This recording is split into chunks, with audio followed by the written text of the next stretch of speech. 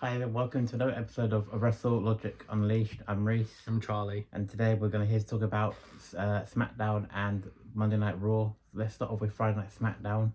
And let's start off with Cody Rhodes, his response to John Cena.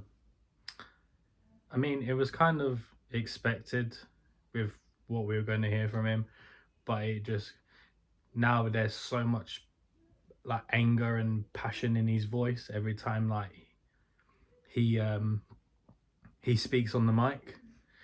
You can tell how like angry and frustrated he is with the extent of the attack. Yeah. And his words were he gave up, like Cena, he gave up by selling his soul. But there was no reason for the attack to be as bad as what it was. So yeah, like your opinion on it as well. I think Cody had every right to be angry because obviously he got turned on by someone who was a hero to not just to Cody but to everyone in the company and including the other universe, including us. And from what he did, has really pissed off Cody, and I don't blame him. But I think there's going to be a point now where Cody is just gonna go absolutely eight crap on him. But I mean, in a way, it's kind of leading up to something big. Yeah. Because with, as I said before in the previous episode, with Cena, selling his soul to The Rock, Cody's gonna have to have something up his sleeve for Mania, because we all know that now Cena's sold his soul to The Rock. Yeah. He isn't gonna come alone. No. So by having someone with Cody, like the likes of Stone Cold Steve Austin, who knows The Rock inside out, because their rivalry is probably one of the best rivalries to ever grace the whole of WWE. Yeah. They work together. They fought together. So Cody will have to have someone like that up his sleeve. It's alright like having Seth and Roman Reigns and stuff like that, but you're gonna need to have that top star just to like come out to counteract the power of The Rock, because for all we know, Cena could be with The Rock and 4 other people just to try and help Cena get 17. So Cody's gonna have to have something, but we all know it's not gonna be a one-on-one. Well, I heard the rumors about it's gonna be a one-on-one, but it's not. There has to be a stipulation.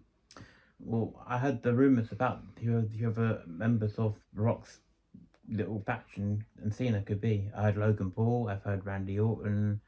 I've heard Batista because he's a Hollywood star.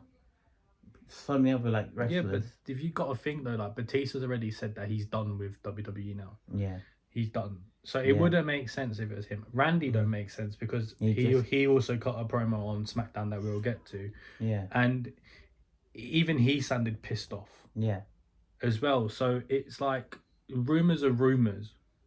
We've just got to wait. But as I said, because The Rock is the final boss, there's gonna be a stipulation in that fight with Cena and The Rock. Cena and Cody. Yeah. There's gonna be something that's in the way. It's not gonna be a normal one-on-one. No.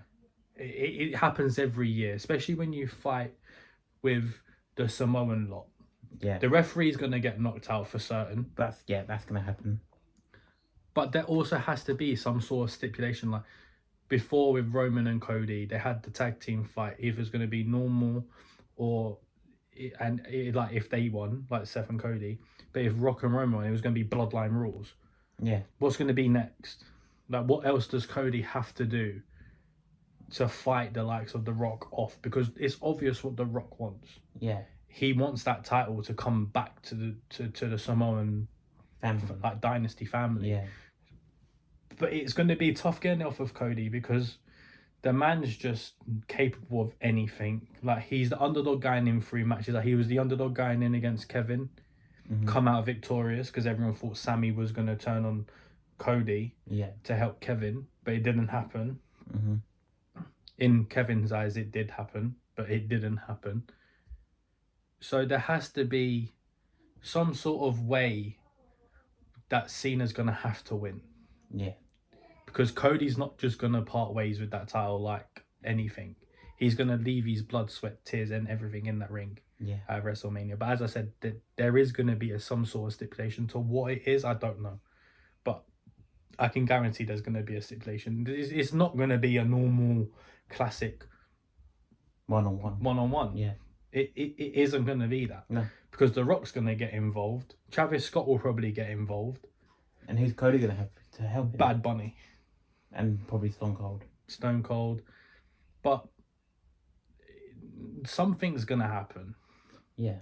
Like last year with Roman and Cody, all them people came out. But the one person who came out to help Cody is now being a rival with Cody because he can't do it on his own. He has to find a way of getting help. Yeah. So I don't quite understand the logic within that. How come last year you help him to conquer Roman, so then this year do what you've done? I think from what I've seen from ever since the John Cena heel turn, because when The Rock did that, he blew a kiss to say, "I blew you like my power to give me your soul," and that's when Cena's face turned like really angry.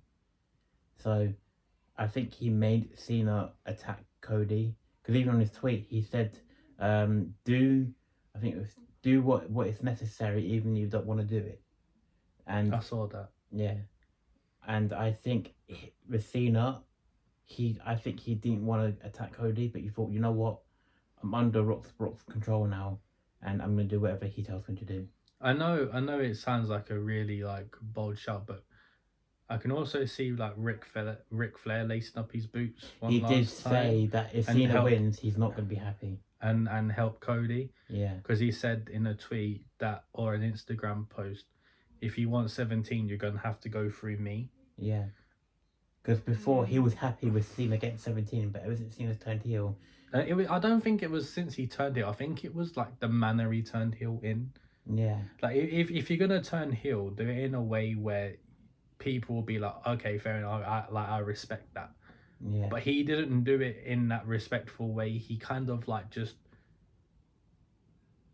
done it in a way where he's like, yeah, I don't care what I've done. Yeah. Like, he's got that sort of persona now where he's cocky, he's arrogant. Yeah. I mean, it was kind of callable. Yeah. But not the mannerism that it happened with. No.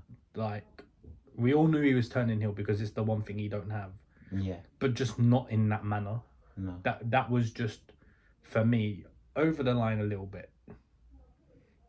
Moving on from the promo of Cody, you had Randy Orton kicking off SmackDown. Yes.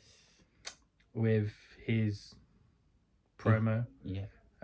What's your thoughts and opinions, and what did you think of the actual promo itself? Well, I just think Randy just looked like he looked really happy to be back. He was like really like happy with the fans, and you know, we're just happy to be back in the ring.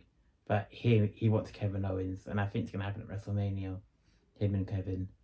I think Kevin has brought back a side of Randy Orton that he said that he's haven't seen for 15 years, where he was 09 Randy when he had the punt kick and the anger management problems.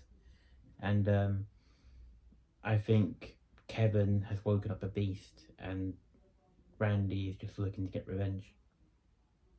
But other than that, I think it was a good promo. It was a good way to start the show. Yeah. With a show that needed like more top talent. Yeah. Now you've got one of the best back. It was kind of up there. Yeah. But as you said before, the joy and happiness in his face to be back, because he thought his career was done. Doctors told him that he'd never walk again, he'd never be able to wrestle again, and he thought it was his final time that he could lace up his boots. And then the way that it ended was like, okay, Kevin's done this to me. But he made sure that he done the rehab, he done just to get back into that ring, because he still has a lot left in the tank. He's not ready to give up that easy. Yeah.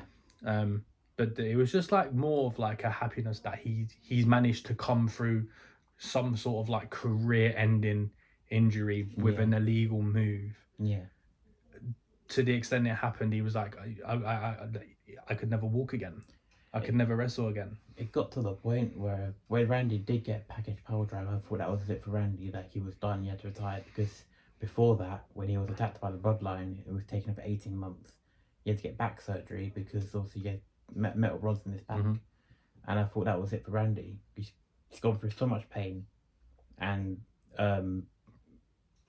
for that to happen, I thought, you know what? He's done.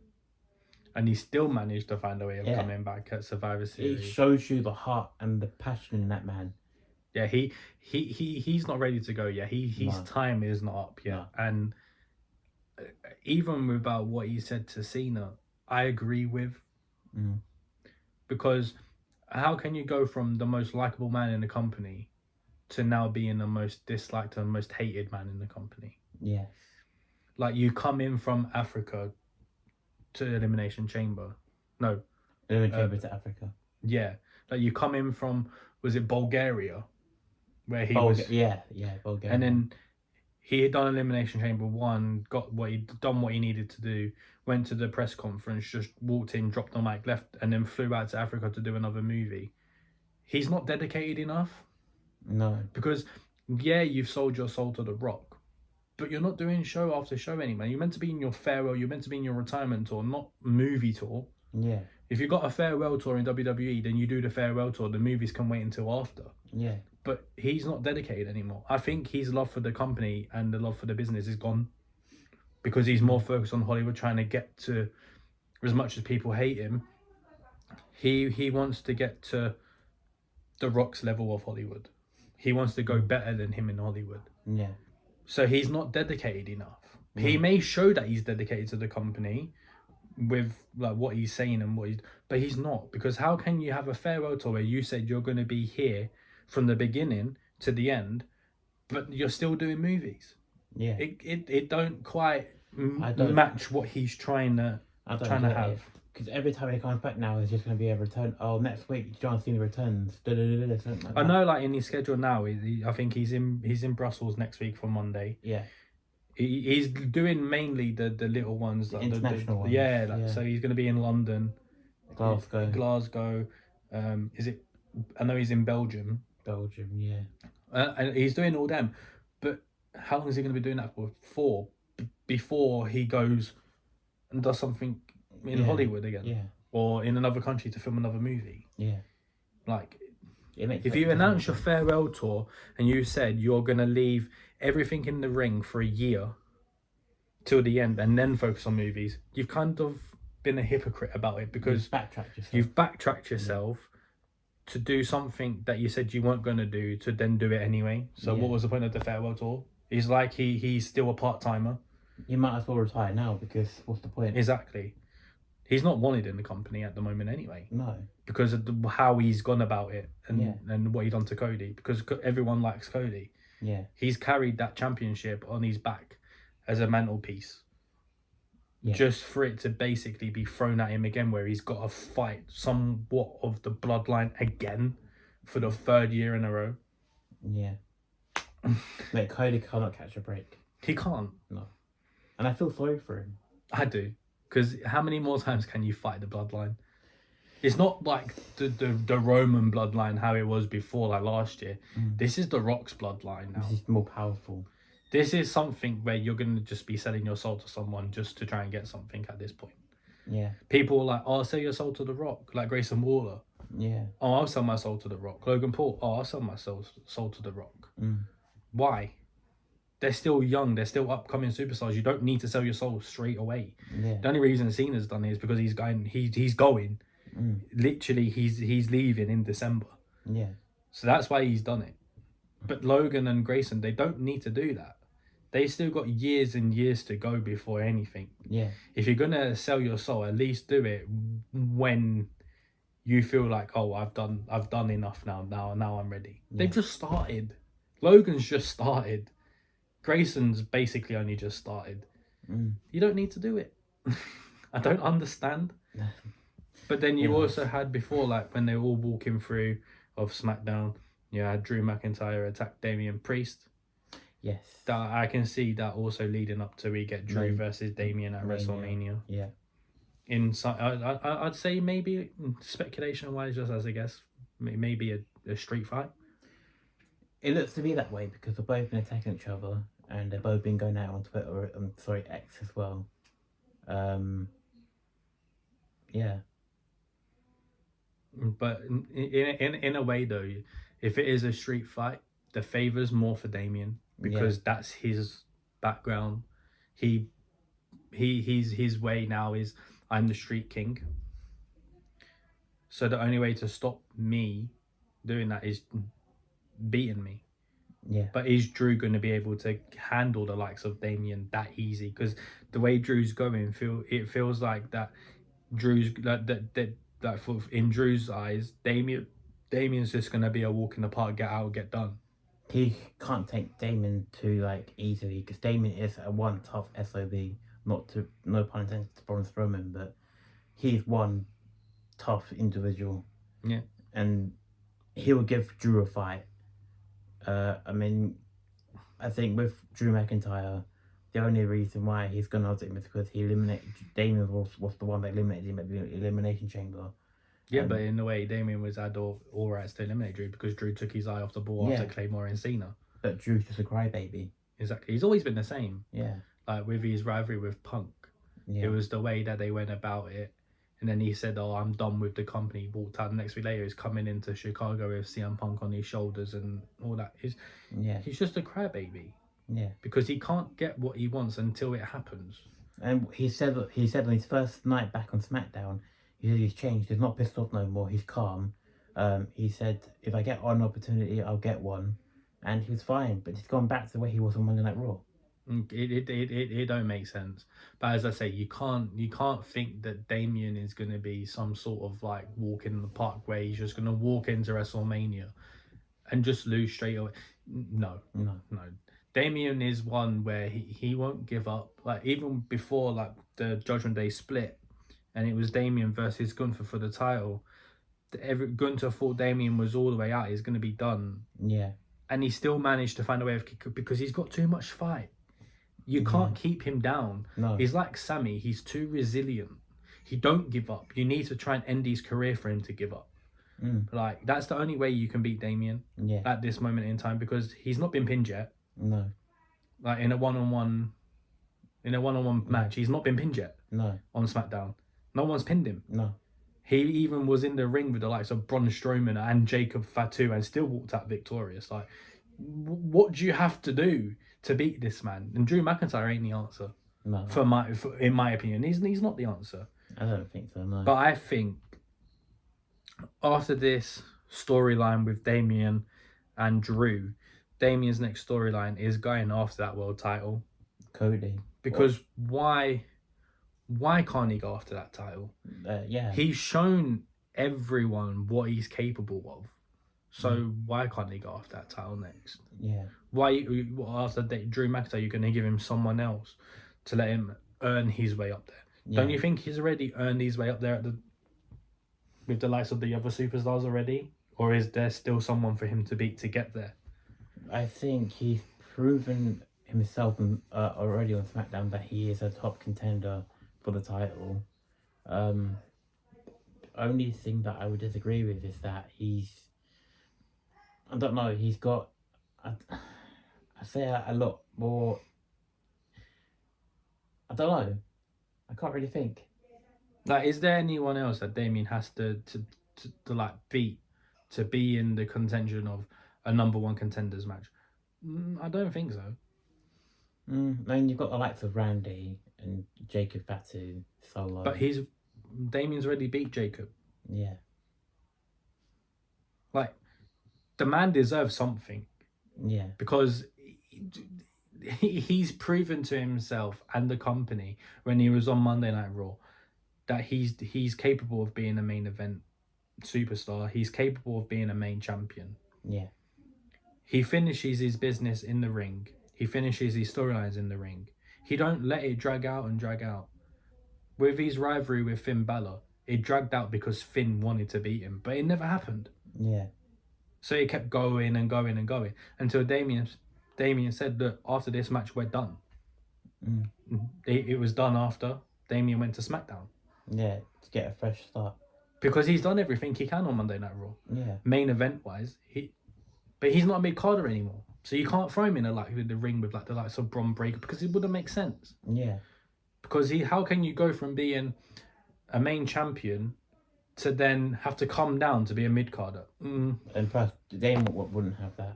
Exactly. So the next step that he had was move into SmackDown and try and conquer that championship. Yeah. And I don't think there's someone in there that deserves a title shot more than Damien. Because even when Cody looked at him with the title, even he said, "We'll see." So even Cody knows that Damien is some sort worthy of that title. If Cody keeps the title, then I think he'll give Damien a chance. But if Cena wins 17, Damien won't stand no chance because it will just be him and Rock just taking over. Exactly.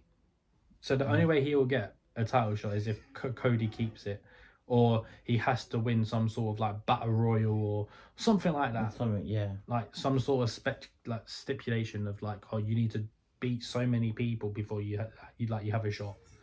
So that's when he'll probably have to go in like some Jacob again, Solo, so like them like the big stars. Yeah. Like you can't throw LA Knight in there because he's United States champion, but yeah. Who else is there? You got Braun Strowman. You'll have to go through Braun again. Yeah. Like, why? Just give him a title shot already. That's it. After this Drew McIntyre feud, once that's done, give him Cody. Or Cena. Or Cena, yeah. Because the man deserves something.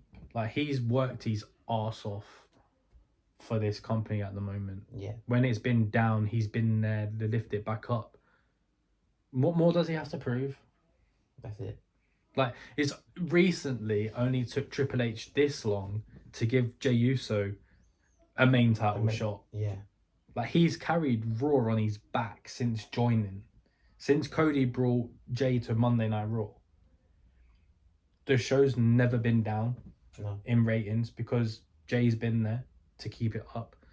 He's tired. You can tell, like, he's drained.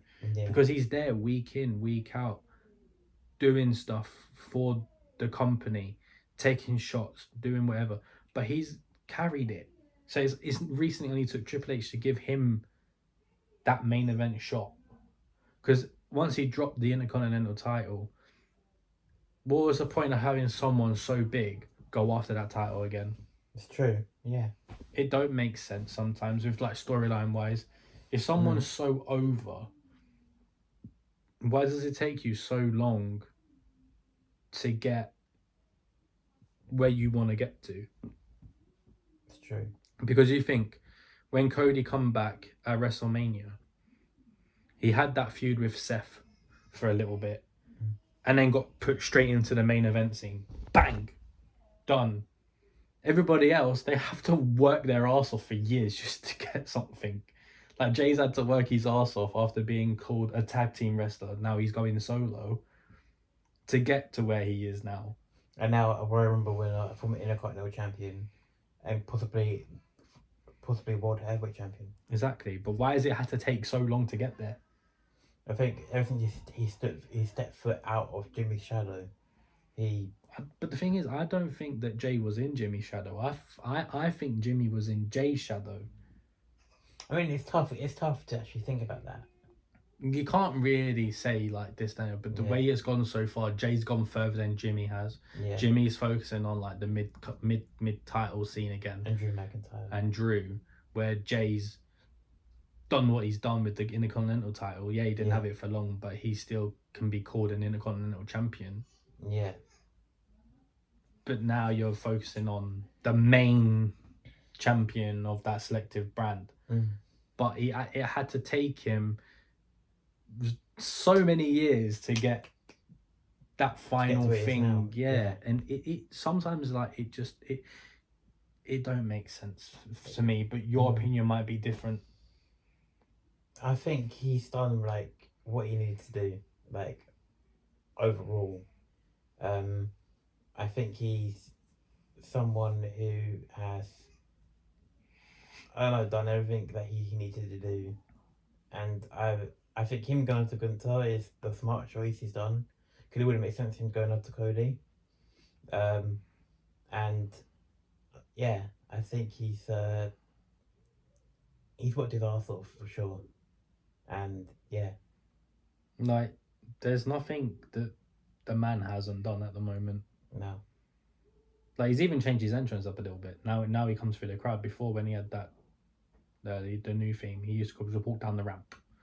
Mm. But he changed it when I think it went over to France, when he started coming up from the crowd. Oh yes, yeah. But that just made him bigger and better.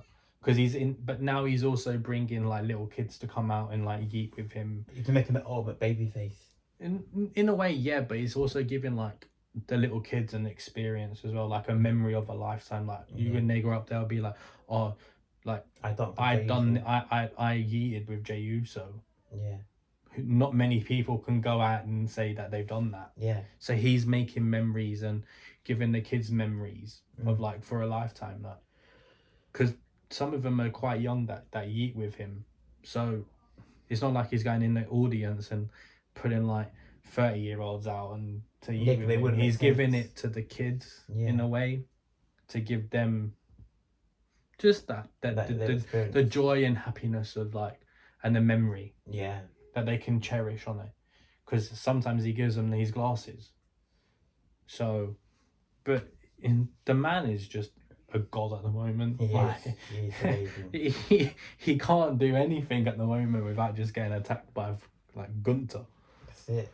But as I said to you earlier, it's kind of going in the way of Jey Uso's favour anyway, because the champion is standing tall. And we know if the champion stands tall, the challenger stands down. Exactly. It's going to win. But if the challenger stands tall, then the champion's going to retain. Yeah. That's why I said to you earlier with Cody and Cena, the favour's more for Cody, because Cena at the time was the only one to stand tall over Cody. So the challenger in Cena at the moment probably looks like he's going to lose. Yeah. Unless that's going to be the curse breaker. Have Cena be the heel, be the challenger, but then is he going to break the curse of if the challenger stands tall, he's going to lose?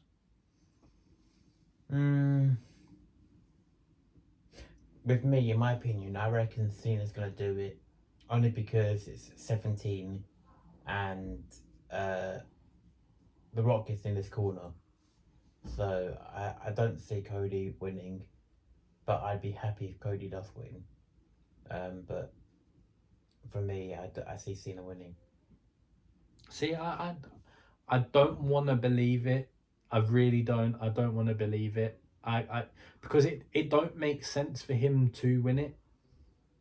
Because he's not going to have a massive reign with it. He's done it just to be like, yeah, I've got 17. I've broke the record. I'll see the person who gets 18. That's the only reason he's going to do it. But it don't make sense for him to do it, because it's not going to be a long enough reign. Because you got to think he's going to have it in May, June, July, August, September, October, November, December. He's only going to have it for 8 months. Yeah.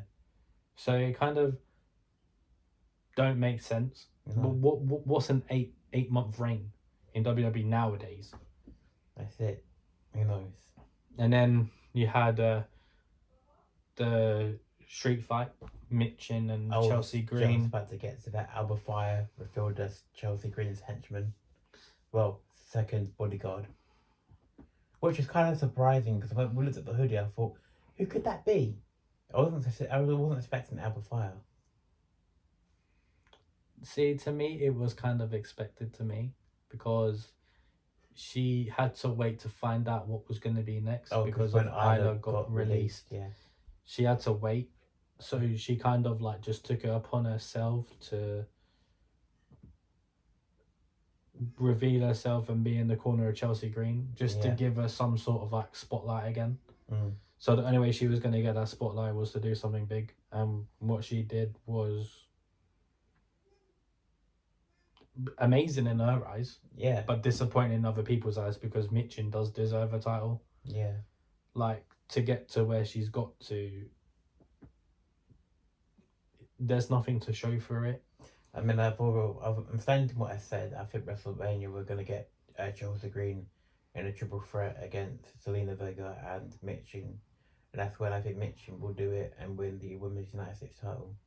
Yeah, but if you're going to have that sort of triple threat, then I think Zelina is going to be the one to get it because she needs to have her moment in WWE. Oh yeah, 'cause she's considered like the main top mid carder. Yeah. Yeah.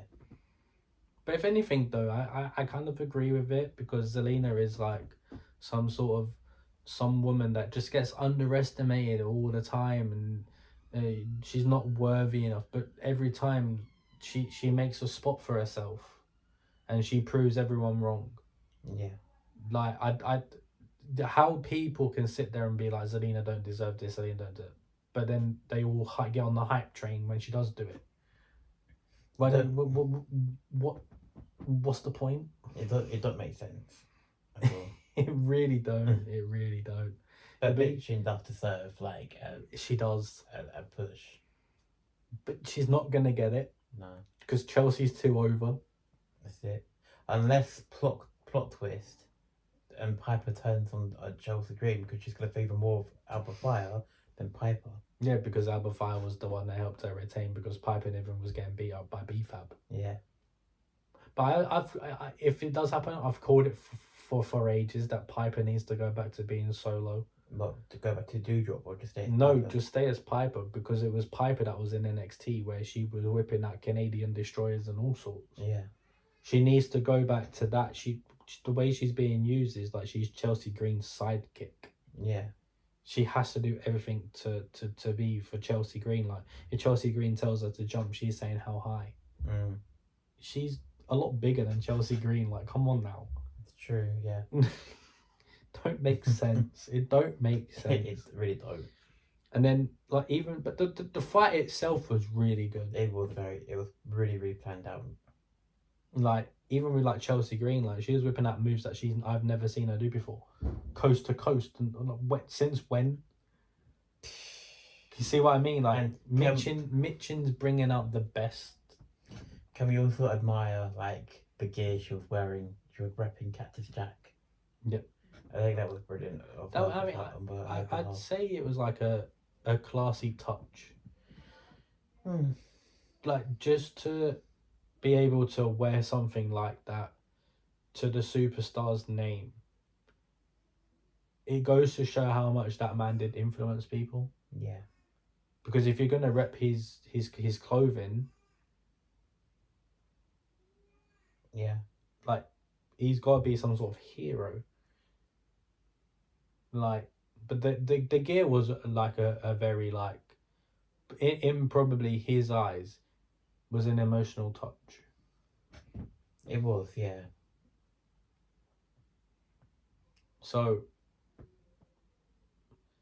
but the thing is, like, what's next now for Chelsea? Because she's now beat Michin, is it 4 times? 4 times, I think, yeah. So, what's next? Well, I think what's next now is Zelina Vega, because she deserves a United States Championship. And I reckon if that does happen, then I reckon Zelina will win. And then I reckon that's when we'll probably see Piper get thrown out of the 3-woman group. Maybe? I don't know. What's your take? See, I kind of say that it's a bit of a roadshow, but BFAB as well. Yeah, because it makes no sense for her to go after Charlotte because she's not classed as main event worthy yet. Yeah, and she's been given like Chelsea the eye as if to say, fight me. So I kind of like I don't really have a take on it because there's so many superstars that are there that can be mid-card champion. Yeah. Like you've got Zelina, you've got Piper, B Fab, Mitchin. There's so many. Yeah, It's hard to have a take. it is. Yeah, you ain't got really many women on SmackDown, other than obviously like we said. I mean, you got Candice LeRae, who could get a women's title. Exactly like that. But I think she'll be classed more now as Main eventer. main eventer, but only because she's with Nia. Yeah. Like before they got released, there was loads that you could have had. Like you could have had Elektra Lopez, Isla Dawn. Mm. Like Some of them are still quite big names as well. exactly. Like Yeah. instead of releasing Sonya, why didn't they just take Sonya out of Pure Fusion Collective, move her over to SmackDown, and put her in the mid card scene? That would have made more sense. It would have. But Yeah. it didn't happen. No. So what? You need more. If you need more talent, get some. Yeah, that's it. It's not hard. Your WWE well, let's move on now to main event. main event, which is LA Knight and Shinsuke Nakamura. I kind of knew that Shinsuke was going to lose, only because I think it was 2 weeks before, like of the fight happening, he lost his brother. So he would have to go to the funeral, grieve, and whatever. So it wouldn't have made sense for him to retain the title, especially if he's going back over to Japan. Yeah. Because the championship isn't going to be defended. Yeah. Because the man is grieving for the loss of his brother. But for a man that lost his brother, wow. Because he's not lost it. Mm. As much as this like new gimmick that he's representing, he was very cool, calm, and collective about it. But he's probably emotionally broke down on the inside. Yes. Because it's his brother. Yeah. I don't know how he passed away or whatever, but it got announced. Yeah. But I think it was Japanese news or something like that. They're saying that Shinsuke Nakamura's brother has passed away. But to have your brother, as I said before, to have your brother pass away and then put on like a 5 out of 5 star rating match against LA Knight. Hats off to them because that was amazing. But what was your take? Like how like say for like you was in Nakamura's shoes, right? You're US champion. You've got a championship that you won, and then to find out that your brother's passed away, but you've got to also defend your title that same week. How would you react? Would you be the same as Nakamura, or would you be like? I think I would grieve before going out, just to get it off my chest, and then I would go out there, put on a show, make sure the fans are happy, and then go backstage and then grieve more and more, and then not have to worry about having this weight on my shoulders after being champion, because it's not down to me anymore. It's down to the person that beat me for the title. That's how I'd see it. But yeah, he didn't even do that. He went out, done what he needed to do, put an absolute banger on, and went backstage, got undressed, and then literally flew on a plane, I think, to go home to be with his mum, and because obviously it was his mum's son. Yeah. It's not just him; like it was his brother as well. Mm. So, but again, like for someone to go through that amount of like emotional pain, to go out there and put on an absolute belter. I mean, hats off to him, because it takes a lot of credit, because not only do you need to do what you need to do in the ring, you also need to try and put your personal life at the back.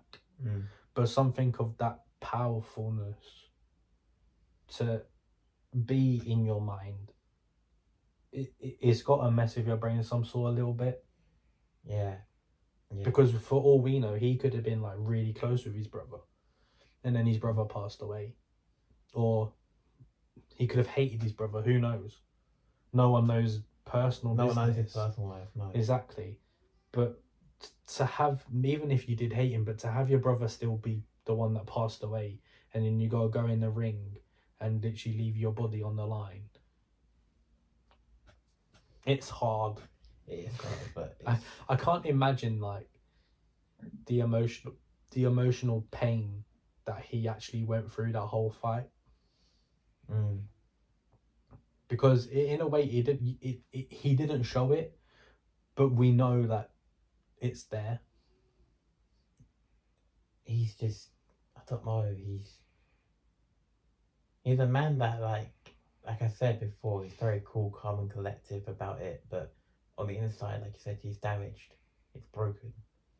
But him and LA Knight put on a banger of a match, and Shinsuke, like, he deserves all the flowers he gets to actually get in the ring on the same week of his brother passing away.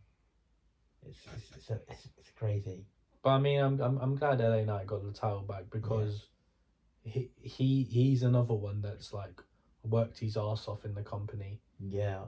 And he's also been the one to like interrupt big talent as well. Mm-hmm. Like against Roman. Roman was about to put his ones up, at LA Knight's music hit straight away. He just barged past him. But where I think he's so over and the crowd love him, there has to be a way of him getting that title back, because even the promos he was cutting backstage, it's like he was a champion already. Yeah. So it's like, just give him the title. But I mean, in a way, it kind of got gifted to him because of what Nakamura is going through. Yeah. But again, it was like props to that man, because wow, like I can't imagine what he's actually going through, or like not just what he's going through. Like imagine like walking home and then you just see your mum heartbroken, but then you've got to fly back to America to have a fight. It must have really stung him, like, so much. Like I can't imagine the emotional pain that he's going through. But it's the same like when Bray passed away. Like, fair play to Bo Dallas or Uncle Howdy, or even just, as people will know him anyway, Taylor. To have your brother pass away, and then you want to carry on his legacy, but you've got to go through the emotion of seeing your mum and your dad just drop to the floor. It was hard for him, because I remember in the documentary he said that when it was announced that Bray passed, he felt that something in him that gave him the courage to go up and pick his mum off the floor, and he thinks that was Bray's ghost. Bray told him, pick mum off the floor, make sure she's okay. So Bray was still there, like, spiritually. But that's what I mean though. Like, I can't imagine like the emotion to have that news break to you, but not only you, but like your family, that your son or your brother has passed away, especially at a young age. Yeah. Like, and then you go out 2 weeks later and do something. I don't know how people can do it, because if it was me, I'd be a hopeless wreck. I wouldn't want to be. Well, I mean, you was a hopeless wreck when you found out that Bray Wyatt passed away. I was the biggest Bray fan, and when I found the news that Bray passed away, I was in a mess. I remember calling you, and you didn't believe me at first. No. And I thought it was like, like when you load up X, or you just do something like that, and then like is people, or like TikTok, and it's like, oh, this person is like passed away, and you Google it and it is saying it's not true. But with this one, when I Googled it and found out it was true, I was like, wow, like, because his creative ideas were he was a mastermind. You cannot think of anyone else that has their creative ideas more than Bray Wyatt. I think when it, like, because of you as obviously a big Bray fan, but the way that he casted his own matches sometimes, with the ideas of like, this is what we need to do, this, like, was there any that he didn't actually like? Was there any of the ideas that actually didn't get put to the test in a way, or like done? I think he was just told what to do by, like, obviously Vince, when he was in charge, or Triple H, or whoever was running the matches. But I think where he had like his own ideas and thought, you know what, take this out, I want to put this in and see how that works, sort of thing. He just wanted to like try and make it more interesting in a way, I guess. Like, because it's not, but as he said in the promo, that, like as like, well, not promo, but the documentary at the end with Taylor, he said, "You may be gone, but your ideas will live forever." Yeah, because with the White That's Six, because obviously the White Six Six. with Uncle Howdy, yeah, but that's, I think it's kind of helped Taylor in a way, yeah, because to have a brother with that creative and who mindset, you're so close to. who you were also tag team partners with in OVW, I think it was. no, FCW. FCW was it, yeah. To have someone of like that creative mind, but not only just him, his dad, IRS, Yeah, to have that sort of like creative mindset, but to do it in your own way now, that's kind of like what he probably meant by "you're gone but your ideas live on forever." Is that because he's gonna take over the creative ideas? Because Bray might have left him like some notes, or some notes for himself with like, because obviously with the promos he was doing, and obviously Uncle Howdy is now appearing, Bray might have like wrote some notes down, yeah. but Taylor might have got them. Mm. So for all we know, them ideas that are going with like how the Y6 got inducted into the Raw scene when they pretty much killed everyone. Was that a Bray idea that got left, or was that an Uncle Howdy to make a statement? It's quite hard because I can see Bray doing something like that. But there again, I can see like Uncle Howdy making an impact. I thought, you know what, this is a Taylor idea. I want to go with that. It kind of makes sense, but it's a tough one to do because obviously, like, knowing in your head that you've got a brother, as I said, with that much of a creative mindset, Yeah, to have him now gone, it's gonna be harder for him because the ideas that the vision that Bray probably had is different to the vision that Taylor's got now, but he kind of wants to keep Bray with him, hence the light, the chair, the theme. But to do it in a way that he's done it, I've got to give props to him. Yeah. Because what else can you say? What else can you say about it? You like, he's kind of took it on himself to keep Bray Wyatt alive in a way. Yeah. Because if we think of it as well, like the blue light behind when they walk into the ring, everyone thinks that is Bray spirit behind them. But that's what I've said to you as well, even I've said the same thing to you. I said that when we found out that it was the Wyatt Six, I was like, well, who's the sixth member? I said, well, is it that blue light? Is that Bray? Is that Bray the one guiding them to the ring? And or is it the lantern when they're walking with the lantern? Is that Bray? Yeah. Because that's what Bray used to do with the light. He used to blow it out and then pull it down. But I think have you noticed that? I don't think you might have noticed it, but I'm not too sure. But when Uncle Howdy blew the lantern down and put it on the chair, and when the chair started rocking, I don't did you see it? I don't think so. It was an episode of Raw before they moved over to SmackDown, and Uncle Howdy, he blew the lantern out, like the light of the lantern, but instead of putting the lantern on the floor, he put it on the chair, but the chair started rocking. So you reckon that was Bray? Because Taylor didn't sit down, because as he turned around, the chair was rocking. But and then that's why he didn't sit down straight away. Oh. So I'm like, okay.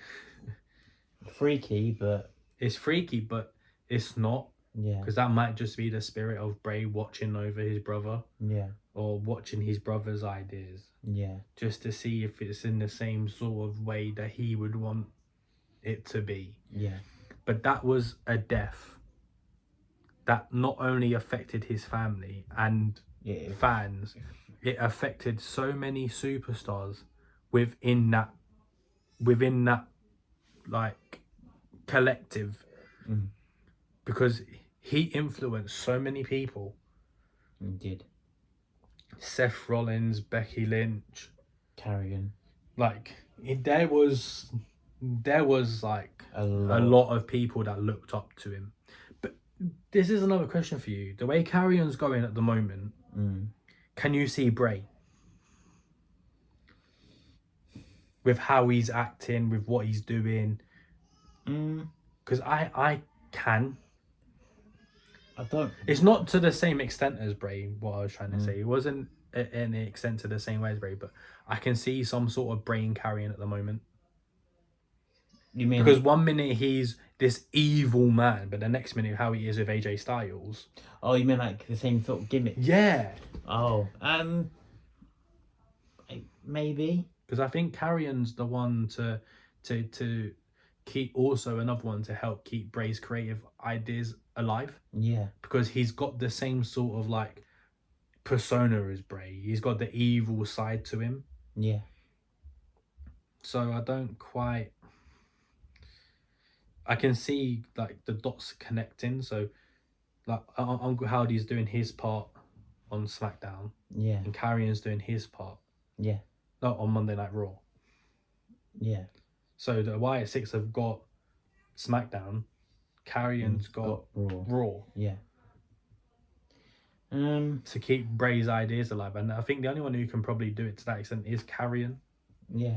Karen's got the same sort of like this like evil side of him, but also has this like really funny side. Funny side. That he laughed. He laughed when AJ Styles beat up Logan Paul. Yeah. He was backstage watching behind the curtain, and he said, "I wanted more damage. I wanted more pain. I wanted to see Logan Paul get put through a glass window."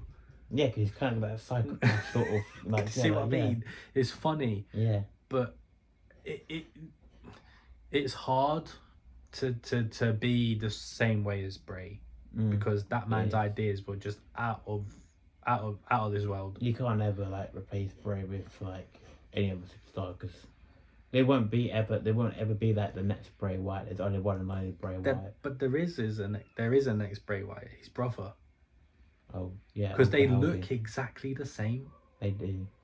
Like I think it was it the last tape they done when like Uncle Howdy Bo Dallas was just going nuts, and it looked like he was pulling his hair out. Oh yeah, and his hair was down, and I was like, "Is that Bray?"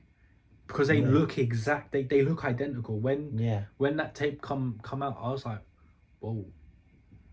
Like because if you see it, it's like, "Whoa!" And I was like, I had to look twice. I don't know if you did, but I had to look twice, because I was like, "Whoa!" I mean, they do look exactly the same. Like even down to the teeth. Like how? It's mad. It's really mad. It's weird. It's weird, but he's probably the only one that can keep the creative mindset alive. Yeah. In it to an extent, not to the same extent as Bray, but like to an extent where he's like, my brother would love this. Yeah. Sort of thing. Yeah. And then moving over to Monday Night Raw. Yep. Obviously, we kicked off the night with Jey Uso versus Grayson Waller. I mean, it was a good fight, but it was a little bit pointless. Yeah. Because obviously with Jay going after Gunther, he should be going after like bigger people. Like when Cody won the Rumble on the lead up to Roman, he was fighting like solo. He was fighting big people. Like Monday this week, Jey Uso's fighting Grayson Waller, and then in I think it's Brussels next week, he's fighting Austin Theory. Yeah. Why? I don't see the point. It's just pointless matches, because going in, you're going to be like, oh yeah, Jey Uso's going to win that. Yeah. It's too predictable, because he's not going to lose. He's not going to lose. Well, for me, he can't lose on this road to WrestleMania. He can't, because it's going to bury his form going in. Yeah. But the only way you probably lose is if like Gunter gets involved or just something like that. Gunter's most likely going to get involved. We know that. But he will probably wait until after the fight's finished, like what he done with Grayson. But I think now this time Jay will be like, okay, I know he's gonna come out behind me, so I'm gonna make sure. Because it's, I think, is it 3 weeks he's now been attacked from behind? Something like that, yeah. Because I don't think he's been attacked face to face. No, it's been Gunter has been attacked face to face with Jey Uso because he kept attacking the Alpha Academy. Yeah, and then but with Gunter's attacks, it's been from behind, isn't it? When Jay turns his back. Yeah.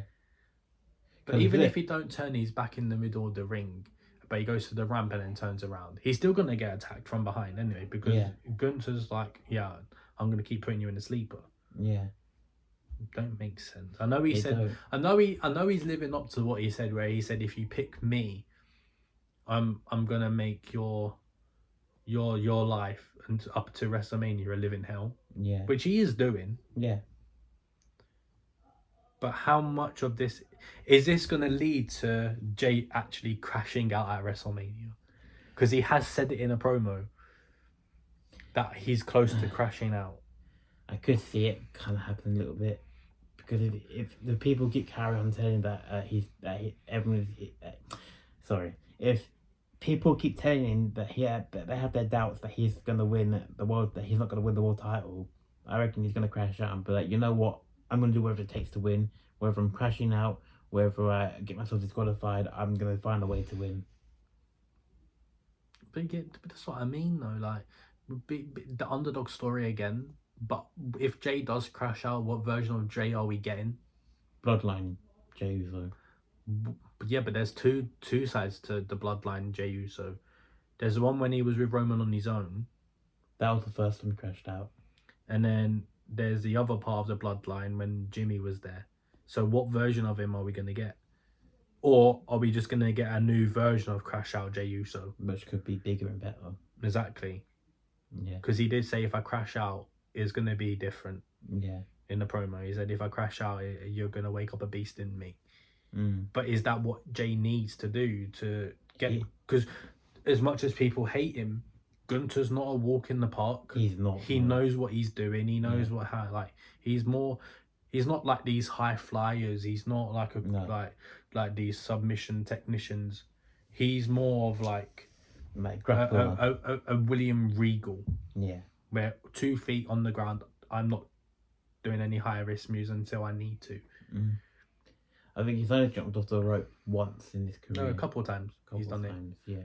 The main one was when he had Drew and Sheamus at Mania. Yeah. When he done the... But he has done it, and he's still... But you can see he's not like...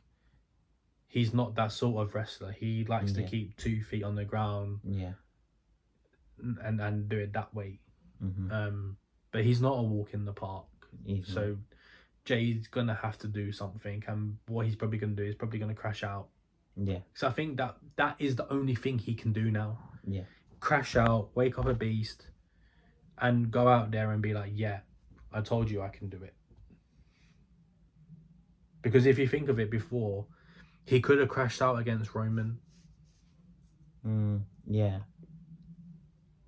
No, yeah, the second time against Roman, when it was Bloodline Rules. Not the Hell in a Cell one, because the Hell in a Cell one was pointless. Absolutely pointless. You talk about the SummerSlam one? Yeah, the Bloodline Rules. Yeah. No, Tribal Combat. Yeah, Tribal Combat, but it was mainly like Bloodline Rules. Yeah. He could have crashed out then. But in a way, he kind of did, because it was a version of Jay that just didn't want to quit. Yeah, because he knew he was up against his cousin who was not going to... But he didn't want to quit. So in a way, it was like, yeah, he crashed out, but in a way, he didn't. But I think if he crashes out now, he's properly going to crash out. Yeah. And it's going to be a version of Jay that we're probably not going to ever see, like we've never seen before. Yeah. But what's your take on it?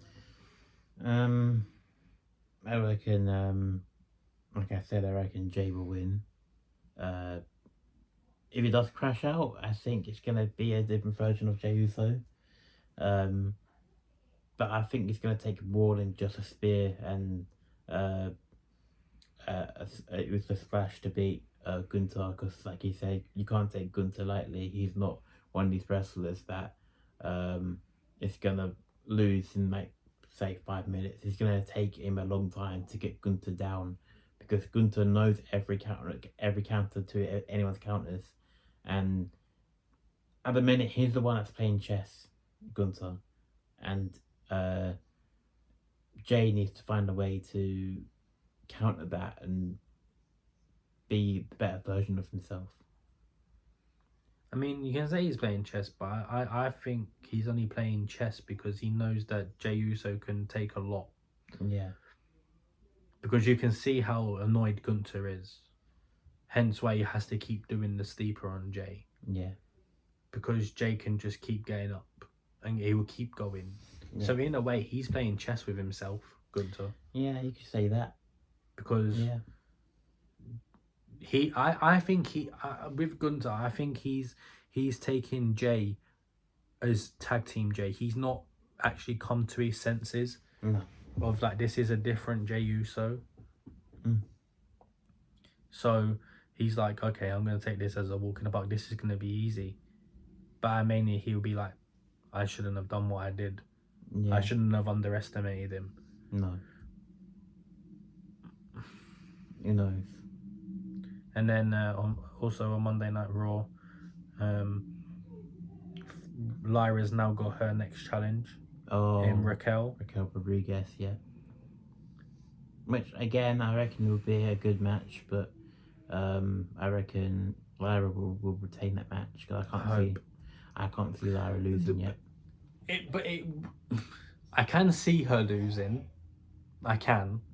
Only reason is because she's going to have Judgment Day in her corner. Lyra's going to have no one. Yeah. Unless Damage Control goes in the corner. There again, why would Kai want to help Lyra when she wants the title? Exactly. Yeah. Unless it's the return of Kaden and Katana. I think they're on SmackDown. But they're on SmackDown. Yeah. So she's not got anyone there. No. So she's going to... I hope she don't lose, because it wouldn't make sense to have Raquel a double champ. Because why make her women's tag team champion and then make her Intercontinental? Because she's going to have to defend both at some point. Yeah. So it wouldn't make sense. But again, it's different. It is, yeah. Because who knows what WWE is transforming into now. Yeah. Like, over in NXT, you've now got a North American champion and an NXT champion under the same person, which is Stephanie Vaquer. Yeah. So, what are they going to do the same with Raquel? Make her Intercontinental? Because you think though the candle really is with Raquel. Yeah. Because she's got two people always in her corner. Oh, Lyra has no one, so she, in a way, the title is more in favor of Raquel. Yeah. But you can't underestimate Lyra. You can't. Unless this could be really spontaneous with what I'm going to say. But Becky comes out and helps Lyra face off, only because Liv's going around saying that she retired Becky, where Becky's not even retired. And also the Irish connection to lead up to WrestleMania, to have Lyra versus Becky for the Intercontinental title. It's spontaneous, but I can see it. Yeah. Because many people might have seen before, but Seth went on a podcast and said that Becky's not even nowhere near finished. She's just waiting for her time to come back. Yeah. Because there isn't something there in the pipeline for her to be like, yeah, but she's not retired. Yeah. But Liv's still going around saying that she claiming retired. That she retired Becky Lynch, but she didn't. So she just wanted time off. To counter out Liv, Lyra could have Becky. Yeah. Because Dom will just run away. Yeah. Raquel will be like, hang on a minute, what's going on? And Liv will be like, why are you here? I retired you. But then she gets beat up. Yeah. So then that will counteract. So hopefully that will work in Lyra's favour to set up Lyra versus Becky. Because again, it will be like not once in a lifetime because it's happened before, but it would be like a dream match for Lyra because she's took that next step to get from NXT when she fought Becky to get to Monday Night Raw to be a mid-card champion to then probably fight her idol, meaning Becky, in WrestleMania, but is for a WWE title, not the NXT title. Yeah. So I can see it, but I know it's spontaneous. But what's your take on because we now know we've got Raquel and Lyra, but what's your take on it? Like I said, I can see Lyra retaining only because she's technically recently just won the title. But there again, Raquel Rodriguez does have the advantage with obviously Josh and Dane getting involved. But I can't see Lyra losing. I really can't. I know it is another one as well, but to counteract it as well, you could also have Bayley. Bayley, yeah. Because of the way that Bayley got treated in the number one contenders match, because she's going to feel like she's been robbed by it. Yeah. Because obviously Dom and Liv getting involved, then Raquel could hit her finisher and win the fight. Yeah. So Bayley can come out of nowhere and just cost Raquel her chance to then probably set up, like, as I say, maybe a fatal 4-way at WrestleMania for the Intercontinental title. Maybe. Raquel, Liv, Lyra, and a returning Becky. But I've heard that Liv and Raquel might be defending against Alexa and Nikki Cross. That's what I've heard. I've also heard that as well. Yeah. So I kind of don't know what's happening. Hence why I said it could be Lyra versus Becky. Yeah. Because obviously Lyra's going to want to be on WrestleMania because she's a mid-card champion. If Chelsea Green's going to do it, then I'm pretty sure Lyra can do it. Yeah. Lyra deserves a WrestleMania spot because she's proven since she's debuted on Raw that she's like she is a top star and she's going to be on the she is a future women's champion. You can also put in the same category that she's also going to be a future Hall of Famer. Yeah. Because look what she's done in NXT to look how she's developed now. She's more of like, you know what, I'm here to stay. I'm here to make a name for myself. Yeah. Compared to NXT, she was used here and there. She was used for like a couple of main events. Obviously won the title over there. Didn't win the mid-card championship because there wasn't a mid-card championship when she was there. Yeah. So, but she has won a title in NXT, come over to Raw, and everyone was like, why are you calling upon her? But within the first few weeks, she was in Saudi Arabia fighting Nia Jackson, the Queen of the Ring. Yeah. And she even put up a fight against Nia as well. And I mean, it's hard to do for some people, especially with like going from one development side to now. It's like you go in and face Nia, you're like, whoa, this is different breed. Yeah, like it's because she's more hands-on Nia. She is, yeah. But Lyra done very, very, even though she lost, she done very, very well. Like she has Triple H had to keep your head up high. Yeah. Because she did very, very well. She did. And she's still doing very well. Yeah. Like, yeah, it wasn't like a one-off thing where she can put on a banger with Nia and then go down. Like, you can put in the same category like Blair Davenport when she got called up to SmackDown. She didn't do anything. Yeah. Lyra gets called up to Raw. You've gone from one extreme to the other with basically. So you can call upon these people from NXT, but not many people can make a name for themselves that quick. Like if you used to call upon NXT now, you can have Obafemi because he will make a name for himself. You can have Trick. You can have Julia, Jordan Grace, Stephanie, and all them.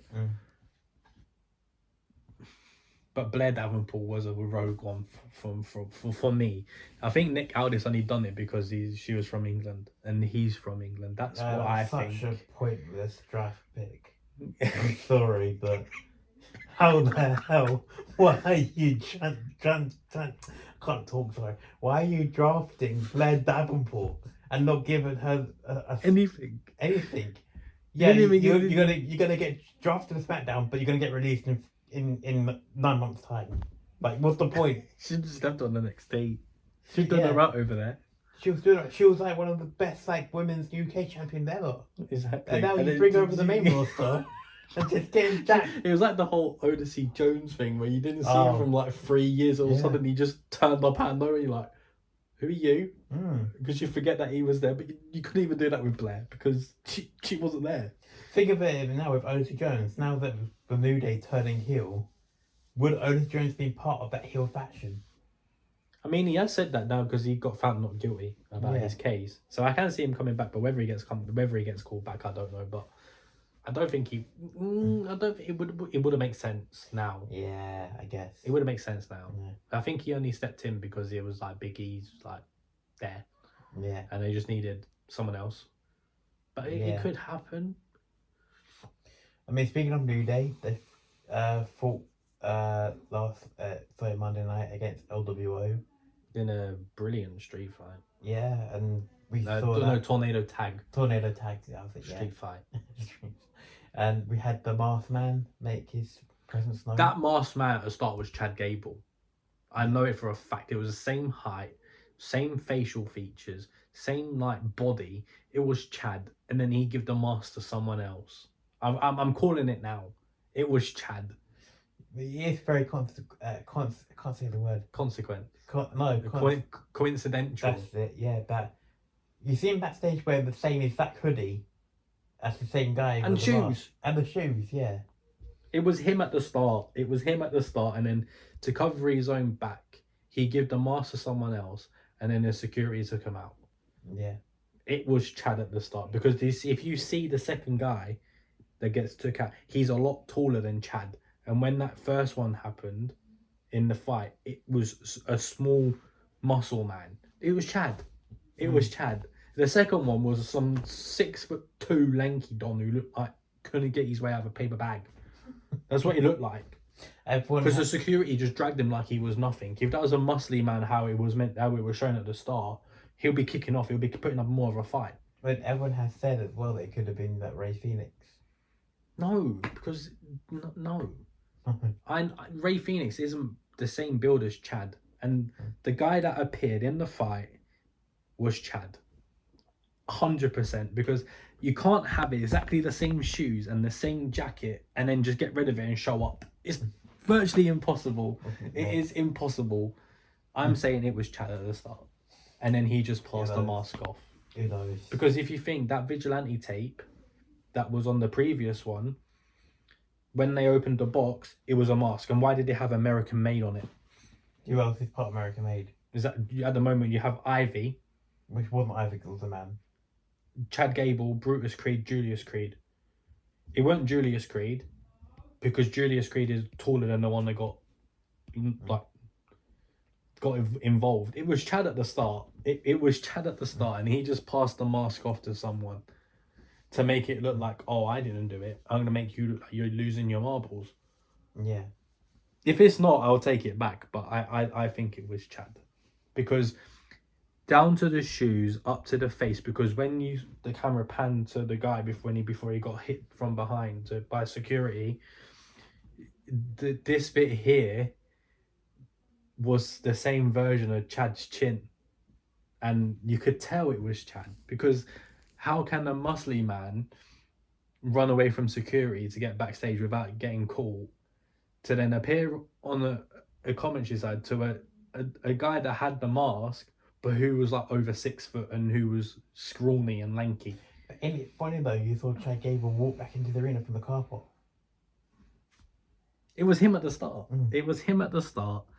And he's just passed it off to think everyone's losing their marbles, like when Kevin lost his marbles with Elias and Elijah. Oh, Ezekiel. Yeah. Yeah. Like, he wants us to do that again. What are we going to get? El Chad next? El Chado or something. I don't know. Like, the only way he can beat luchadors is by putting on a mask. Like, but I have heard other reports that if Aleister Black, when he joins the company, he's going over to SmackDown. Yeah, he should join Selena. Yep. Yeah. which I think would be a brilliant signing for Alistair to go over to SmackDown, because as I said, SmackDown don't have that big many main eventers compared to Monday Night Raw. Especially now that they're 3 hours long. Exactly. You need to have someone come in and be like bang. But I think he will probably, the way he's gonna get introduced back, I think it will be the same way as Nakamura, but different. But his first challenge is going to be LA Knight, to throw him into the mid card scene, let him have a run, let him do what he needs to over there, and then slowly work his way up to. But again, Alistair versus Damien, that would be a great match. It would be great. It would, but both were very acrobatic. But you can even throw it out there though, that Alistair versus Jacob Fatu or Alistair versus Braun Strowman. Oh, that would be brilliant. You got all these extreme matches, and it would just be great to see them. Exactly. But staying with Monday Night Raw, you had Logan Paul and AJ Styles. Oh, and Andrew Schultz. Yeah.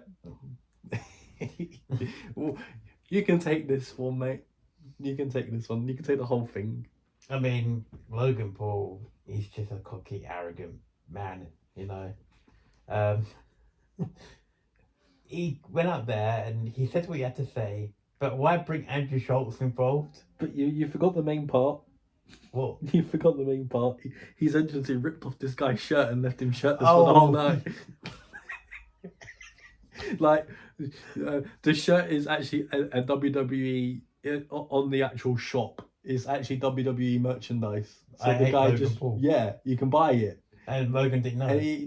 And he knew, but he just made it. What did WWE have to give him another shirt? Like, or did he just say shirtless all night? The poor guy that honestly, the poor guy had to sit in the crowd shirtless because Logan Paul ripped his shirt off. You know what I mean? That went on my bingo card for 2025. No, honestly, I can tell you that. But yeah, carry on. But yeah, other than that, it was just, I don't know. You know, Andrew Schultz almost got beat the crap out of, which I can now see WrestleMania it's gonna be Logan versus AJ, unless I'm not gonna get involved in the Intercontinental Championship picture, but that's for another story. Next week, I think we're gonna have AJ and Logan the same under the one roof again, and the same as Cody and Cena. And which I think is gonna be. It's gonna go off. It's gonna be Cody phenomenal. and Cena are going to fight like crazy. And then obviously, last segment of this podcast that we're going to talk about Roman Reigns returning in an absolutely tremendous steel cage fight between Seth and Punk. That put me at the edge of my seat. Honestly, the fight itself before Roman even returned was absolutely well done. Whoever produced that match, well done, because that was phenomenal. It was generational. It was absolutely. There were so many things that actually happened in the whole thing, and you feel like Seth Rollins is done here, and he will find a way to kick out, and then it'll be vice versa. You'd be like, yeah, Punk's finished, like that suplex off the cage, of the top, yes, to come down, do that, and then receive a curb stomp and a GT and still kick out. You should be done. It was honestly, it was just so well planned out. And it was the same with Seth. 4 GTSs and still kicks out. I don't have the man done. And an Anaconda Vice. And the curb stomp of Punk's own. That man has gone through so much injuries.